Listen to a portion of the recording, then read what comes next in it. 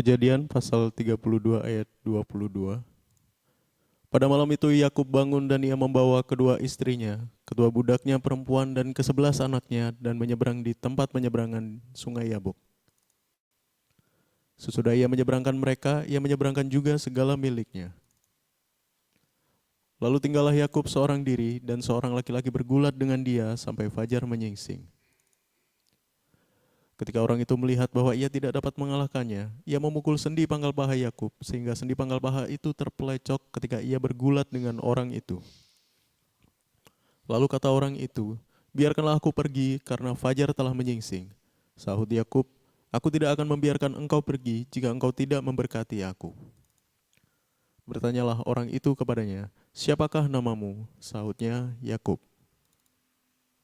Lalu orang itu berkata, "Namamu tidak akan disebutkan lagi Yakub, tetapi Israel, sebab engkau telah bergumul melawan Allah dan manusia, dan engkau menang."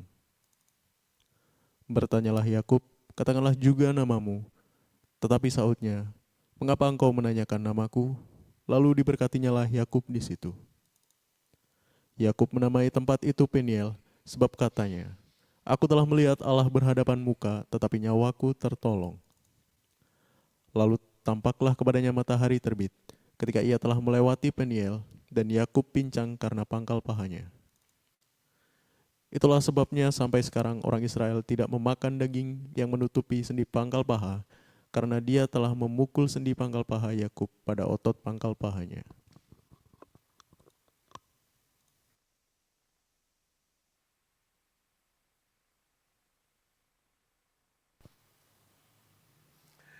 Oke, shalom semuanya. God bless ya. Tuhan Yesus memberkati. Nah, kita sudah di ujung penghabisan nih untuk kisah Yakub. Ada orang-orang yang seperti Yakub, saudaraku. Yakub itu sudah punya pengalaman dengan Allah sampai kakinya pincang. Tapi kita lihat tidak ada perubahan dalam hidup Yakub. Coba kita telusuri kehidupan Yakub. Di awal Yakub hidup, Yakub itu anak orang berada. Lalu dia dekat dengan ibunya, suka masak-masak. Hidupnya gak pernah susah. Karena ayahnya Ishak itu orang yang kaya.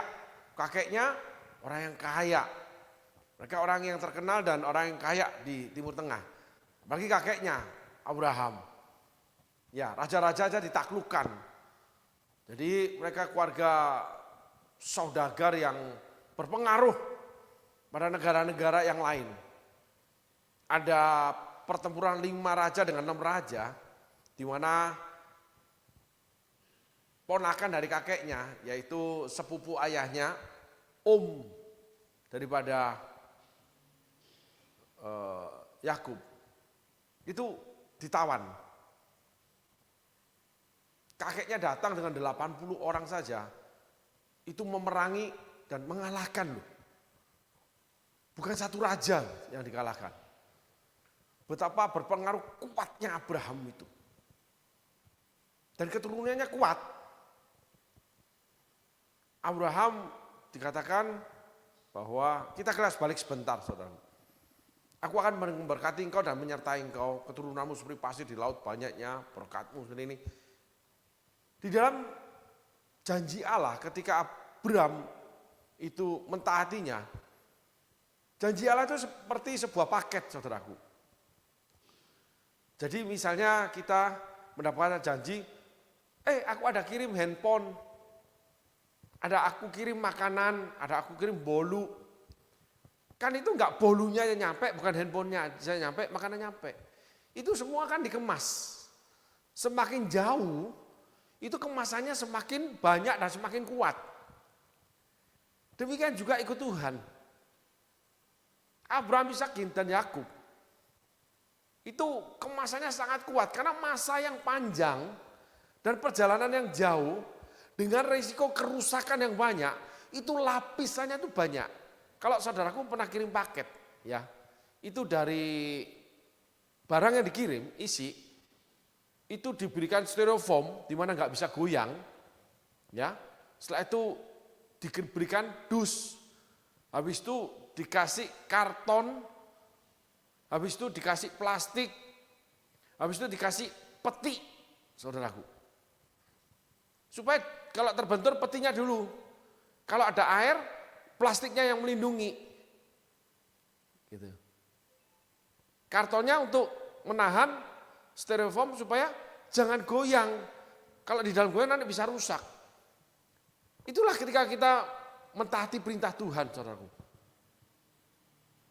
Semakin sulit, semakin lama, semakin jauh perjalanan hidup kita bersama Tuhan. Itu semakin komplit paket perlindungannya. Karena Allah bertanggung jawab dan pasti berhasil.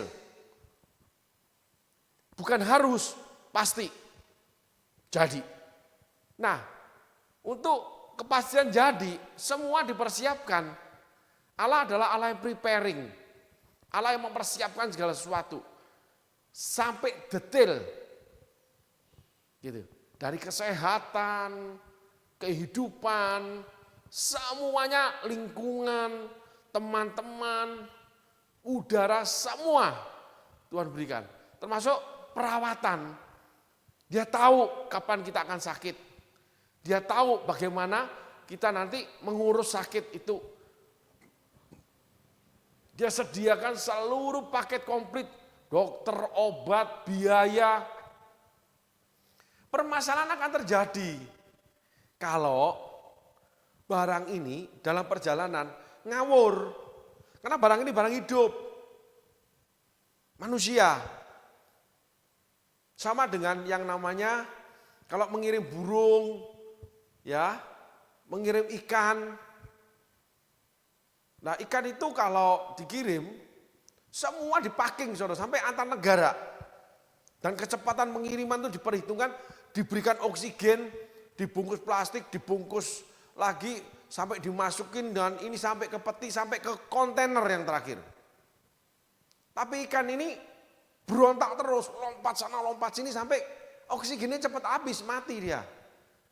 Sampai plastiknya pecah, mati dia. Airnya kemana-mana. Demikian juga burung.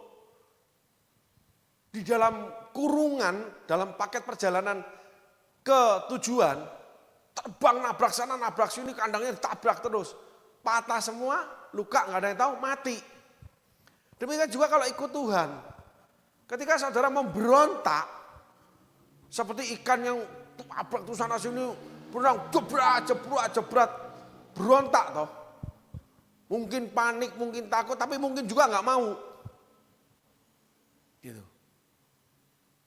Sehingga akhirnya rusak bungkus perlindungannya. Itulah orang-orang yang terlalu sering atau banyak kali berontak dalam perjalanan menuju rancangan Tuhan, menuju janji Tuhan. Abraham itu rusak rumah tangganya. Ishak itu melahirkan anak yang manja, satunya anak yang nggak peduli. Yakub lebih nggak peduli lagi dengan keluarga. Ketidakpedulian Abraham itu turun sampai Yakub, saudaraku. Sampai kepada yang namanya buyut. Anak nidurin istri atau selir atau gundi papa.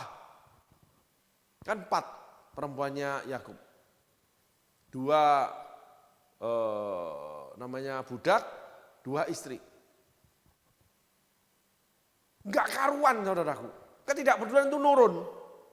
Tetapi dalam Yesus dipatahkan. Tapi saya enggak bicara itu konteks yang lain nanti, saudaraku. Saya bicara tentang bagaimana kita itu mengikut Tuhan dalam seni kehidupannya. Seni kehidupannya. Seni yang pertama, kita harus diam, tenang, ikut aja. Enggak enak, tiba-tiba kok gelap ikan itu masuk. Karena dimasukin dus, dimasukin ini, lalu dimasukin kontainer, ditutup peti. Gitu. Burung juga sama, gelap, terus goyang-goyang nggak tahu apa yang terjadi. Lah ikut Tuhan itu seperti itu, diem, tenang, ikutin aja. Kalau itu masuk kontainer, kapal kontainer yang kirim, kapal kontainer kapal yang raksasa, saudaraku. Itu sulit karam, saudaraku, canggih. Terus kalau dirampok itu pemerintah akan menebusnya atau mengirim pasukan membebaskan kapal itu. Semuanya dijaga sama Allah. Harus sampai tujuan. Masalahnya kitanya yang mati sendiri. Gitu. Nah, orang-orang seperti Yakub itu dalam perjalanan banyak tingkah. Ada yang hedon, ada yang pecah rumah tangga, ada yang lari dari pelayanan. Itu. Tidak mengelola hidup sesuai dengan yang disediakan.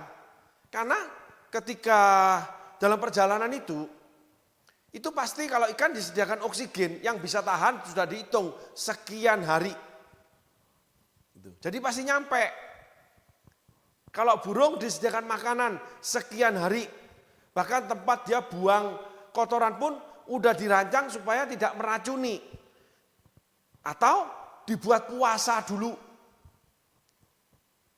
Ya kalau binatang buas di kurungan. Gitu. Ditaruh di kapal. Kurungan itu besar, kuat. Setiap hari kasih makanan, tempat dia membuang kotoran pun ada. Kotoran di bawah nanti tinggal disiram, itu akan mengalir. Ada jarak dengan lantai kapal. Semuanya diatur sama yang empunya. Yang membeli. Karena prinsipnya kita hidup tuh sudah dibeli, sudah dibayar lunas sama Yesus. Jadi Yesus berhak menempatkan hidupmu di mana aja, menjadi apa saja, siapa saja. Jadi Yesus punya kendali penuh, sesungguhnya seperti itu. Tapi Yesus itu pembeli yang baik, Tuhan yang baik. Bukan hanya Tuhan yang baik. Dia menyediakan, tapi dia memberikan yang namanya free will, kesempatan. Kesempatan belajar dari kesalahan, kesempatan belajar kebenaran, kesempatan belajar bangkit dari kegagalan, kesusahan. Karena di dalam kandang kapal itu akan diayun-ayun ombak, nggak enak, terkurung, nggak bebas. Lalu cuma ketemu terang dan gelap, siang dan malam. Tapi kalau hujan, nggak kehujanan. Kalau panas, nggak kepanasan. Itulah bangsa Israel perjalanan padang gurun untuk menerima janji Allah di Kanaan, yaitu tanah perjanjian. Itu pun masih harus direbut dan diduduki. Enggak terima mentah, enggak. Tapi dibentuk dulu, dikurung kasih karunia. Sehingga enggak boleh jalan seenaknya sendiri. Cuman mengalami kegagalan. Kenapa? Belajar. Diajar tiang awan, tiang api. Tiang awan naik, tiang api naik, harus jalan. Tiang api itu malam. Supaya hangat. Karena udara di padang gurun itu ekstrim. Kalau malam itu di bawah 0 derajat. Dan itu angin bisa kencang, bahkan bisa ada yang namanya badai, pasir. Roh Kudus jaga. Tuhan kasih yang namanya api. Kalau siang tiang awan, matahari menyengat itu panasnya bisa di atas 50, di atas 40 derajat. Manusia enggak tahan. Gitu. Karena itu keluarga, ada bayi, ada kakek-kakek yang udah tua, ada yang sakit, nggak akan tahan di padang gurun. Allah sediakan tiang awan supaya apa? Hangat. Jadi harus berjalan di belakang tiang awan ini.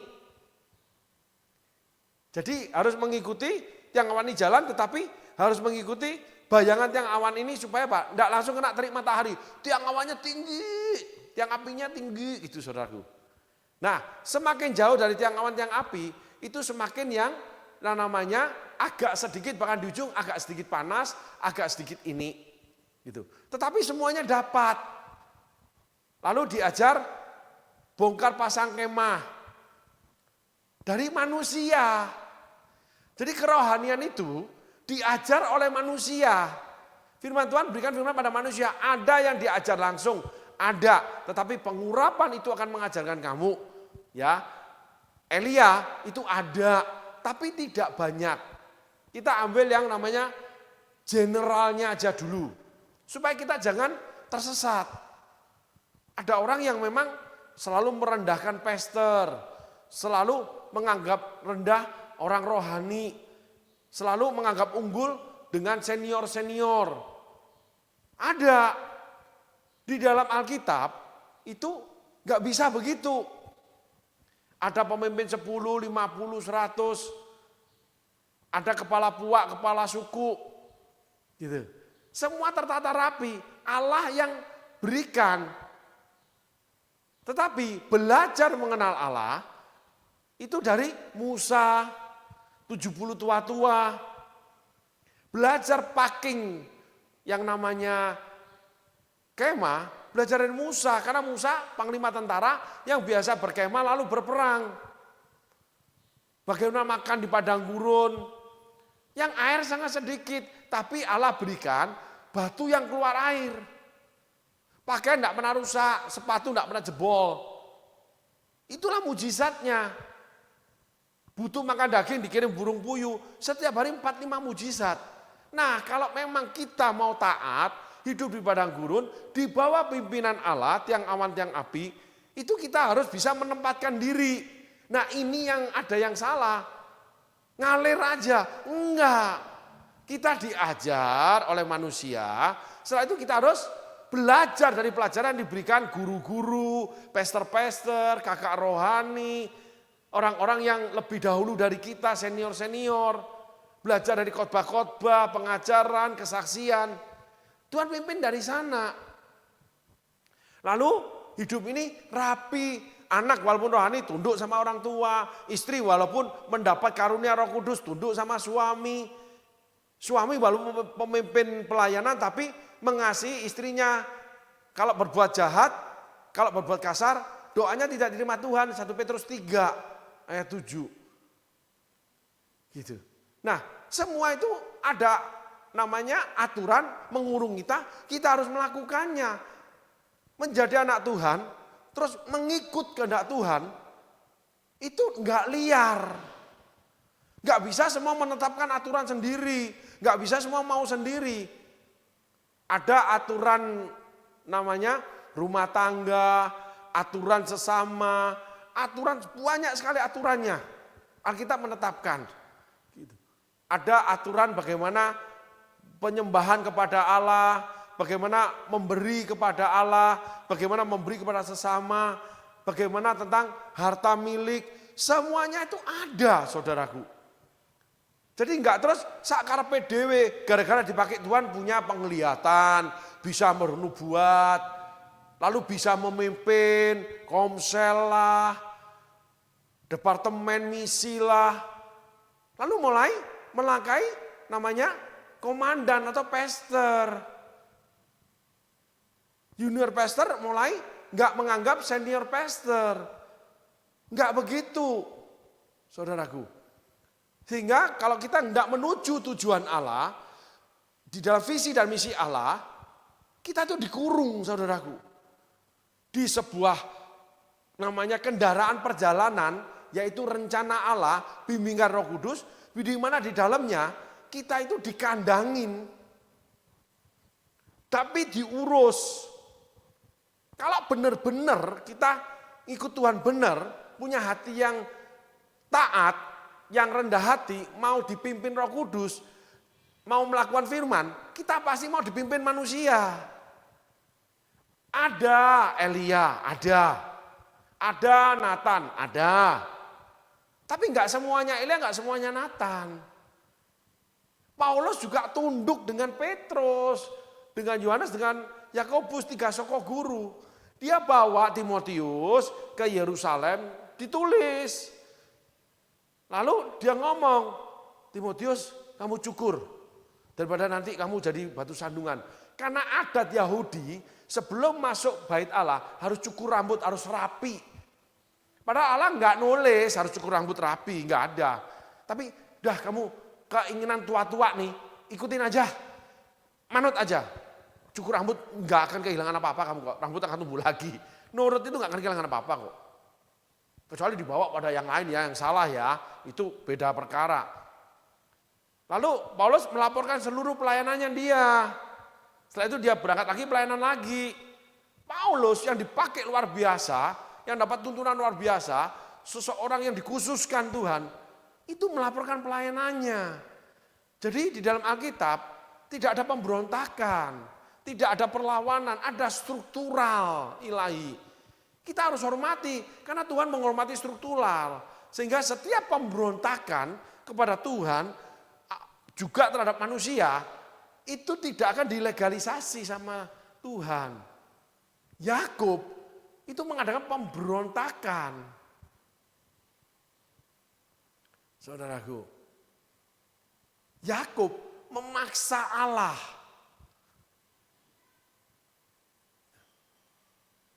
Kita sudah belajar yang lalu semua karakter Yakub. Yakub nggak peduli lagi walaupun pincang, tetap tidak melakukan tanggung jawabnya dia. Sehingga anak-anaknya seenaknya sendiri. Yakub adalah lambang. Tetapi Tuhan bicara, kamu akan aku ganti dengan nama Israel. Yaitu umat pilihan, tok. Sampai sekarang, bangsa Israel menolak Yesus sebagai Mesias. Tetap menantikan Mesias. Sehingga Yakub, Israel itu lambang pemberontakan. Jadi nggak usah bangga. Gitu. Karena secara kontekstual Alkitab, sampai hari ini, bangsa Israel tetap menolak Yesus kok sebagai Tuhan. Walaupun keuntungan buat kita. Sehingga pembahasan tentang Yakub kita akan tutup dengan yang namanya ketaatan. Dan yang paling penting kepedulian. Ketaatan itu tidak memaksakan kehendak. Gitu. Contoh, harimau ingin bebas. Wah, dia gigitin besi, dia gigitin ininya dia semua, dia tabrakin badannya. Hancur tulangnya semua. Memberontak ketika dikurung. Lalu ketika dikurung nggak peduli, saudaraku, goyang sana goyang sini, nggak mau makan, dikasih makan nggak mau makan, alasannya ada aja.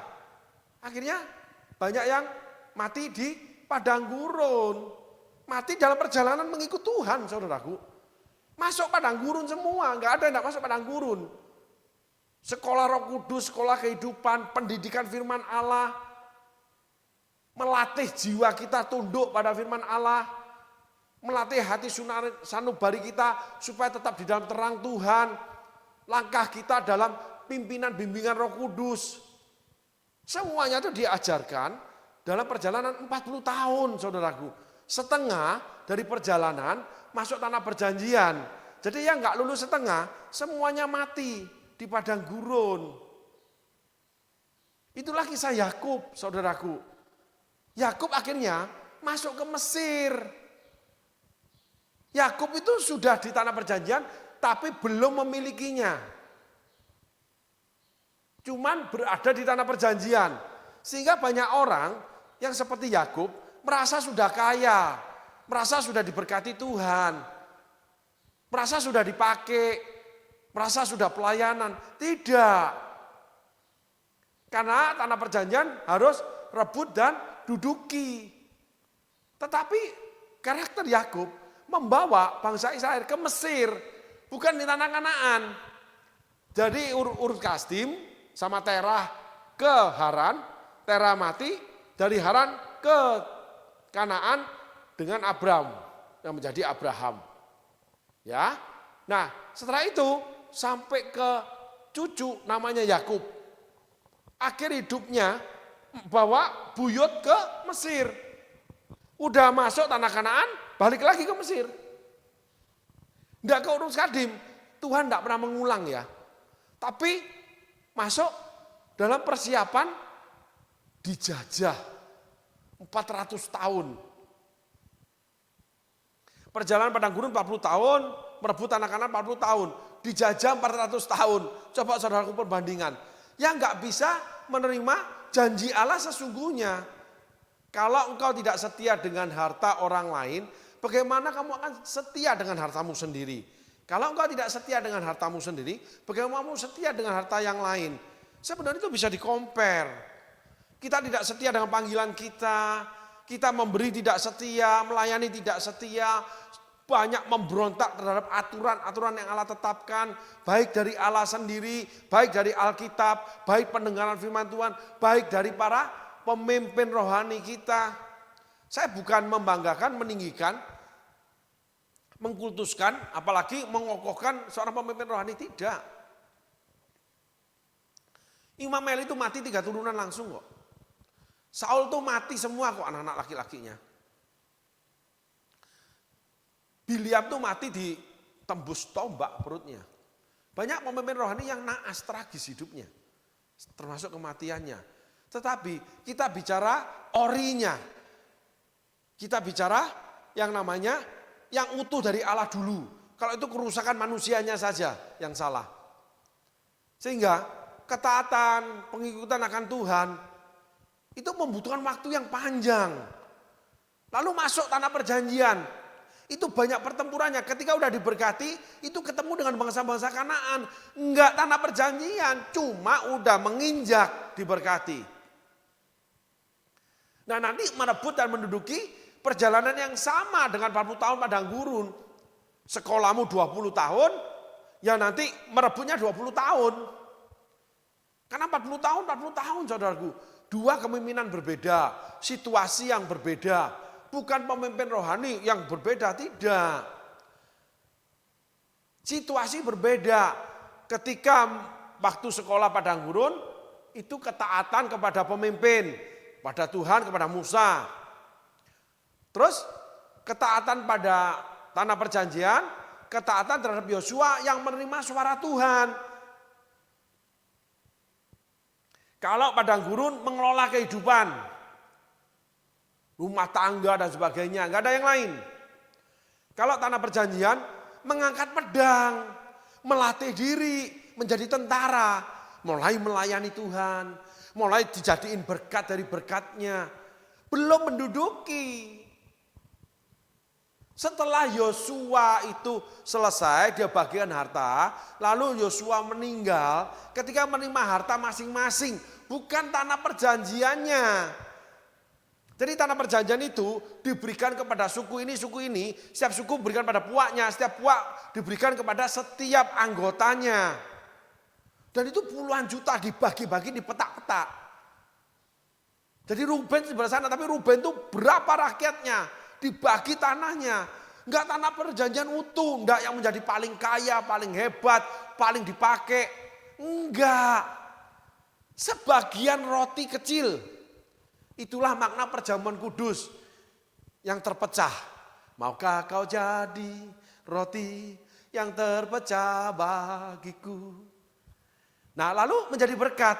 Maukah kau jadi anggur yang tercurah bagiku. Nah itu akhirnya menjadi, maukah kau jadi saksi memberitakan Injilku, melayani lebih sungguh. Jadi panggilan sesungguhnya, mau kita jadi orang kaya, mau jadi orang yang diberikan kekuasaan negara, mau jadi orang dipakai Tuhan, itu akhirnya apa? Menjadi roti yang terpecah. Lalu menjadi dikorbankan Tuhan menjadi anggur yang tercurah. Untuk apa? Menjadi saksi firman Allah. Itu orinya, itu utuhnya saudaraku. Tapi bisa dikembangkan dari zaman yang lalu. Bawa korban persembahan itu dari hasil panen, dari hasil hewan yang beranak. Zaman sekarang ya gaji atau hasil keuntungan usaha. Ada lagi yang anak diizinkan untuk menjadi hamba Tuhan. Gitu. Dan sebagainya. Tetapi intinya kita menerima itu cuma sepotong roti. Terus cawan anggur. Setelah itu menjadi saksi. Nah, di situ akan gagal. Kenapa? Karena pemberontakan terhadap Allah, peristiwa padang gurun. Kalau di tanah perjanjian kita ambil kisah Yosua di Ai, itu namanya Yosua memandang remeh masalah, nggak tanya Tuhan. Jadi Ai itu yang gampang dikalahkan, akhirnya dia dikalahkan. Kenapa? Pandang enteng, kesandung. Kalau padang gurun beda lagi. Semuanya itu ada yang namanya habit atau budayanya Allah. Jadi bukan hasil yang kita miliki, bukan apa yang punya kita. Tetapi apa yang Tuhan inginkan untuk menjadi roti yang terpecah. Jadi kita punya sebagian, tapi punya kita sebagian dipecah lagi. Ada bagian Tuhan, ada bagian yang harus diberikan, ada diakonia, ada Hagai, ada persepuluhan. Tidak semuanya diberikan, oh kita harus bagi semua menurut tingkatan masing-masing. Kita sampai di sini nanti enggak jadi problem nih. Karena kalau pemberi pada pelayanan itu sekarang lagi hot isunya nih. Tetapi Allah pasti akan minta kita menjadi roti terpecah. Kita terima roti terpecah, kita juga harus menjadi roti terpecah. Lalu mulai terpanggil melayani. Melayani dengan menyediakan tempat tinggal untuk menjadi komsel. Melayani sebagai anak altar. Melayani tiba-tiba berbagi kesaksian. Melayani menyediakan kebutuhan hamba-hamba Tuhan. Lalu memberi dukungan dalam finansial kepada gerakan-gerakan gereja. Terus lalu mulai kepada anak-anak yang orang tuanya kekurangan, orang-orang yang masih belum berhasil. Berbagi aja roti ini. Gitu. Setelah itu mulai datang aniaya nih, peperangan nih. Orang bantu kok malah dikerjain. Orang melayani malah dikata-katain. Aku korban katanya malah ABCD. Semuanya menjadi dianggapnya kita jahat. Seperti Yesus disalibkan. Nah itu kita anggur tercurah. Tetap jalan aja. Memberi tetap memberi aja. Melayani tetap melayani aja. Gitu loh. Nah kita jadi anggur. Nah setelah itu bagaimana firman Allah diteguhkan. Di situ menjadi saksi. Yang kita beritakan, yang kita saksikan, kita lakukan, Tuhan teguhkan kebenaran firman-Nya. Tabur tuai, menabur kebaikan, menuai kebaikan. Lalu apabila kita memberikan korban sulung, pagi bangun tidur berdoa dulu kenyang, sengaja bangun subuh walaupun capek, malam capek, masih berdoa kenyang sama Tuhan. Korban sulung. Jadi yang diharapkan, yang diinginkan, Ishak datang diminta. Diberikan walaupun sakit, walaupun capek. Masih kurang kok. Punya hati memberi, berbagi. Saya teringat dulu punya seorang teman, lagi pengarahan senior pastor. Kita duduk, kita agak-agak nakal hamba Tuhannya. Lirik gini, begini udah. Karena di bawah ada orang jual bakso, dengar tok, oh itu tukang bakso. Lirik akhirnya pura-pura ke toilet, tunggu terus sama-sama turun ke bawah, beli bakso semangkok berdua. Karena sama-sama nggak punya duit. Berapa bang? 500 satu mangkok. Ya udah satu, bayar. Makan berdua saudaraku. Sama nggak punya duit. Gitu. Nah, di situ ada yang namanya kesaksian. Lalu setelah itu dipakai Tuhan luar biasa. Dulu saya ini begini, tapi karena Tuhan tuntun terus semua firman Tuhan akhirnya digenapi dalam hidup saya. Tuhan itu luar biasa saudaraku. Semua itu terjadi begini, saya itu seperti ini padahal nggak mungkin saya itu bisa begini. Tapi oleh karena Tuhan lalu mulai mengajar, sebenarnya itu perjalanan begini, itu benar-benar seperti sesuai dengan Alkitab saudaraku. Saya memang melakukannya atau saya tidak sengaja melakukannya. Ini saudaraku. Nah, itu namanya menjadi saksi. Bukan hanya khotbah. Setelah itu punya namanya ilmu, punya pengetahuan, punya usaha, buka persekutuan di tempat usaha. Ada banyak anak-anak Tuhan. Jadi kalau Jumat, saudara-saudara, semua karyawan, staf, itu semua ibadah di tempat masing-masing. Karena bosnya anak Tuhan buat namanya ibadah persekutuan Jumat khusus di tempat kerja, di mana staf yang ibadah. Setengah jam, sejam, kadang undang pembicara. Nah itu menjadi alat, saudaraku. Nah untuk sampai ke sini, itu memang perjalanannya itu pemberontakan. Kalau tanah perjanjian, itu meremehkan masalah. Kenapa? Karena sudah pernah menang yang besar dengan mujizat, namanya Yeriko. Seringkali anak-anak Tuhan terjebak dengan Yeriko. Menang dengan cara yang ajaib, diangkat Tuhan dengan cara ajaib dalam waktu cepat. Menang dengan cara ajaib, tiba-tiba punya usaha yang hebat, tiba-tiba punya uang yang banyak, tiba-tiba bisa beli rumah mahal. Yeriko cuma awal. Setelah itu perjalanan 40 tahun, Yeriko itu setelah menyeberang sungai Yordan, tabut Allah yang memimpin 2000 hasta jaraknya, dipikul oleh imam. Sehingga air terbelah, mujizat, setelah itu pertempuran. Wah, ketika saya dapat nubuatan, saya melangkah, digenapi Tuhan. Bla bla bla bla. Pokoknya semuanya itu Tuhan yang pimpin. Seperti Yeriko. Muter 7 kali. Roboh, serbu. Wah, saya mendapatkan usaha ini caranya mujizat. Saya mendapat pelayanan cara mujizat. Itu baru Yeriko, baru awal. 40 tahun kemudian baru bisa dapat namanya sepotong roti.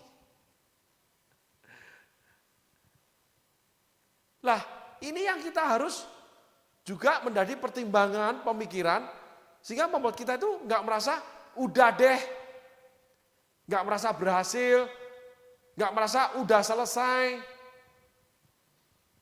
masih jauh. Akhirnya Yakub membawa keluarganya ke Mesir. Yakub setelah pincang terus bertumbuh dia. Betul-betul menjadi super kaya lebih daripada yang terdahulu. Itu Yakub. Tapi tidak mengalahkan raja-raja. Yakub tidak ketemu Melkisedek. Yakub tidak seperti Ishak. Aman rumah tangganya. Anaknya Esau yang lari. Tapi rumah tangga aman.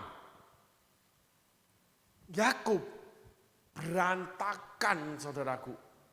Kenapa? Karena walaupun pincang, dia tidak mengubah diri. Sehingga proses perjalanan Yakub itu sebenarnya padang gurun. Minta diberkati, akhirnya ya tetap di padang gurun. Keluar dari rencana Allah. Kenapa? Tidak memperbaiki diri, tidak mau belajar firman Tuhan. Tidak mau belajar dari pengalaman yang ada, pernah jatuh, pernah ditipu, pernah menipu, akhirnya itu pernah semuanya, pasti ada kesalahan. Udah, kita jangan bicara dosa deh. Dosa sama dengan kesalahan, dosa juga bisa diawali dengan kesalahan. Semuanya kesalahan itu akhirnya menabrak atau melanggar, melompati barrier, menabrak pagar firman Allah. Menjadikan kita dituntut iblis melakukan dosa. Itu aja urutannya, saudaraku. Kenapa? Kalau kisah Yakub, dia pincang, nggak masalah, nggak apa-apa, nggak ke gereja nggak apa-apa, nggak pelayanan nggak apa-apa, rumah tangga rusak nggak apa-apa, anak rusak nggak apa-apa. Yang penting gua punya lebih banyak uang, lebih banyak usaha, kerjaan berkembang, lebih banyak yang namanya pelayanan, lebih banyak deposito, lebih punya barang mewah. Padahal anak itu jelas-jelas butuh sesuatu. Tapi kita nggak mau mengerjakannya, butuh kehadiran orang tua, suami istri yang berantem terus. Kerusakan tetap jalan, kenapa? Nguber duit terus, itu namanya pincang. Nguber pelayanan terus, pincang. Nguber karir terus, pincang. Karena ada kerusakan. Pincangnya Yakub, lambang ada kerusakan. Tapi Yakub tidak mau memperbaiki diri. Sehingga hasilnya Yakub rusak keluarganya, saudaraku. Coba saudara pelajari tentang cerita tentang Yakub. Sehingga hari ini kita tutup pelajaran tentang Yakub bahwa mengikut Tuhan itu sekolah. Sekolah dipimpin namanya Roh Kudus, dipimpin oleh manusia yang Roh Kudus tempatkan. Di mana Allah akan memberikan tata cara, aturan, hukum yang dari Allah, firman Allah untuk menata kehidupan. Karena kitab Musa itu kitab kehidupan bagaimana bangsa Israel bersosial dengan cara yang baru. Bukan cara yang lama, bukan cara sebagai budak, bukan cara Mesir. Mereka punya cara yang baru, dulu di rumah gua, di rumah batu, di rumah gubuk, sekarang di kemah. Semuanya itu baru. Tetapi harus belajar, namanya yang datang yang baru ini yang gak punya kerja dikasih kerja, yang rumah tangga rusak, akhirnya menjadikan salah satunya bertobat dan sebagainya, itu memperlakukan itu. Itu saudaraku, memperlakukan yang baru ini, belajar bongkar, pasang kemah, lalu belajar rumah sakit itu di mana, di kemah mana, belajar tuh tinggal di mana, semua diatur oleh Tuhan melalui Musa, melalui pemimpin rohani, kepala puak, kepala suku. Kemahnya beda-beda saudaraku, kelompoknya beda-beda, rapi ditata oleh Allah. Harus mau, tidak boleh berontak. Nah itu perjalanan dengan kapal menuju ke tujuan. Tuhan yang sudah membeli hidup kita membayar lunas akan menempatkannya. Satu ditempatkan sebagai ini, satu ditempatkan sebagai itu, satu di sana, satu di sini, semuanya. Tapi dalam pengelolaan hukum-hukum Tuhan yang dilaksanakan manusia, yang Musa dengan seluruh keberadaan di bawahnya, pelaksana, ketua RT, ketua RW, kades, sekretaris desa, ya, lalu kecamatan, camat, lurah, lalu ketemu bupati, wali kota, gubernur, sama. Sehingga ketika kita benar-benar ikut Tuhan, ataupun kita hidup di dalam komunitas rohani, mestinya itu rapi tersusun. Paulus tulis, semuanya rapi tersusun tubuh Kristus itu. Tangan itu tidak mungkin keliru tumbuh di belakang punggung. Kalau kidal sih boleh, kaki itu tidak mungkin tumbuh di atas kepala. Pasti mati orangnya. Mata itu pasti untuk melihat ke depan, tidak lihat ke belakang. Nah, Tuhan sudah tetapkan semua secara firman Tuhan, kita harus taati. Dipimpin oleh firman Allah, di mana Allah memimpin melalui kebenaran firman-Nya, Roh Kudus pimpin, itu juga melalui manusia. Nah, itu hidup itu mulai dirapikan. Jadi kalau ikut Tuhan, tetap suami tidak mau bekerja, ikut Tuhan tetap merokok, ikut Tuhan tetap hidup malam, ikut Tuhan tetap malas-malesan, nggak bisa keluar dari padang gurun. Karena pada suatu hari pasti berontak terhadap Musa, menggulingkan Musa, mau membunuh Harun, berontak terhadap Allah, ingin kembali ke Mesir. Banyak perkara terjadi yang namanya pemberontakan. Jadi nggak mungkin masuk tanah perjanjian, terlalu jauh. Tetapi di sana Tuhan memang pressure, hadir tiang awan tiang api, suara, ada kemah pertemuan, ada awan kemuliaan yang turun. Segala perkara Musa deadlock, Tuhan kerjakan. Sehingga para pemimpin rohani, ya anak-anak rohani, orang-orang rohani, ketika ada masalah deadlock secara manusia, terkunci, tidak ada jalan keluar, Tuhan akan hadir. Karena itu padang gurun. Kalau tanah perjanjian, Tuhan akan perdengarkan suaranya, pimpin. Yosua, kamu putar ke belakang, jangan melalui depan. Jadi kamu pancing keluar, nanti itu keluar, dihabisin dari yang belakang. Nah, Yosua dengan Ai ketika menyerang kembali Ai, dipimpin oleh Tuhan, nangis, Tuhan turun tangan, tapi melalui suara kepada Yosua. Kalau Musa, tiang awan tiang api, kemudian Tuhan dinyatakan dalam keluarga ini, bisnis selalu berhasil, Tuhan selalu bicara pada ini, kepada mama, pada papa.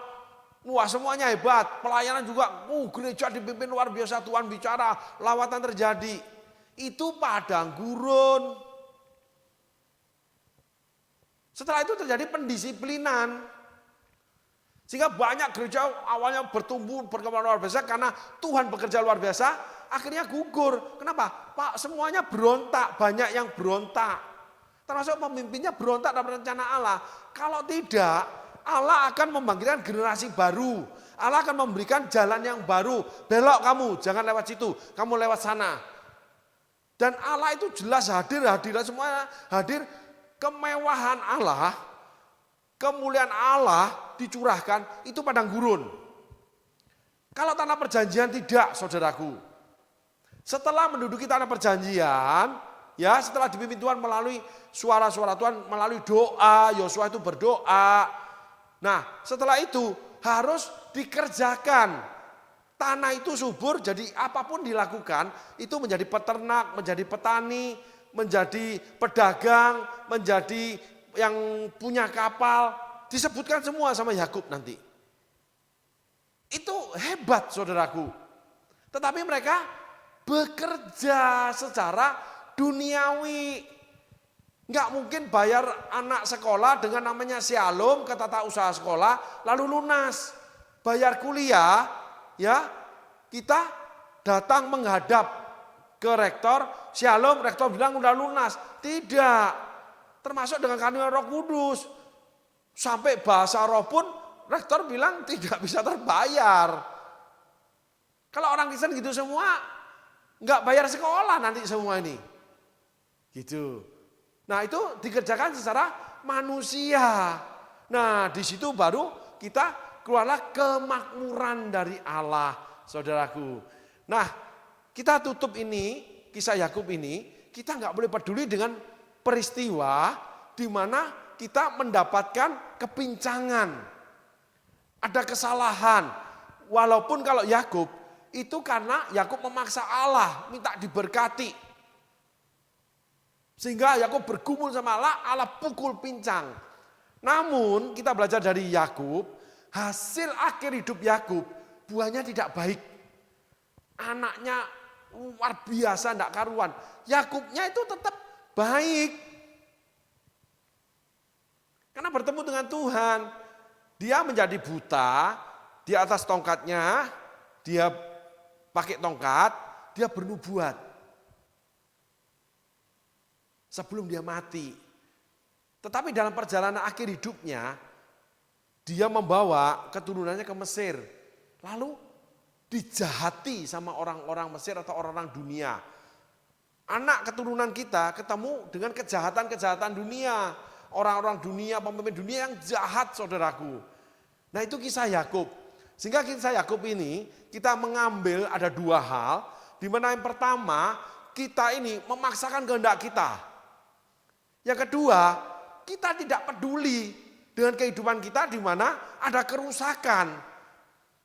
Ada kekalahan, ada kegagalan. Kita harus mempelajarinya lalu bangkit, memperbaikinya.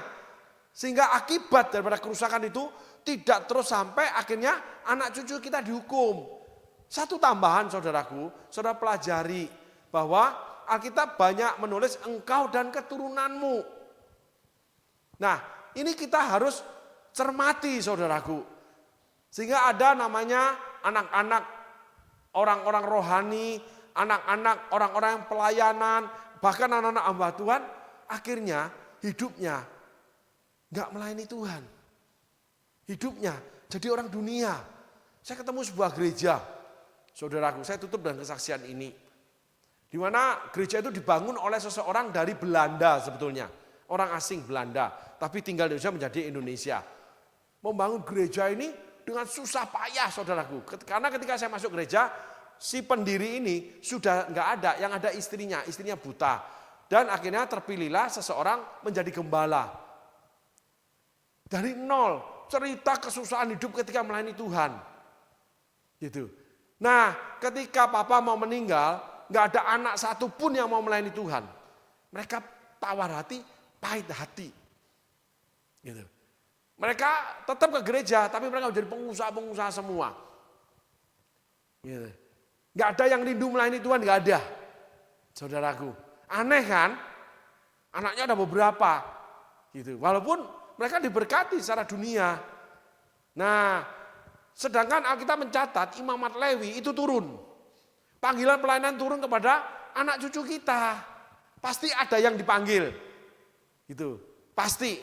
Makanya saya kalau ketemu orang yang dipanggil pelayanan atau melayani, orang itu kalau misalnya sudah pelayanan atau mau pelayanan, saya cuma tanya, kamu punya nggak keturunan yang melayani di gereja? Ada, itu kakek saya, bu saya yang dari mama atau dari papa, itu dulu itu di desa itu begini. Dia ngasih tanah ke gereja, dia menjadi diaken, menjadi majelis. Atau enggak, dulu itu papa saya itu suka ke desa. Dia khotbah, dia bantu gereja di desa. Gitu.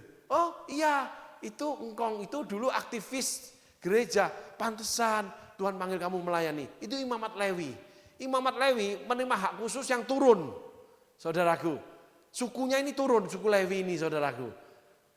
Ya, nah disinilah akhirnya kita melayani menjadi sepotong roti yang terpecah, anggur yang tercurah menjadi saksi, dan anak turunan kita itu sama menerimanya.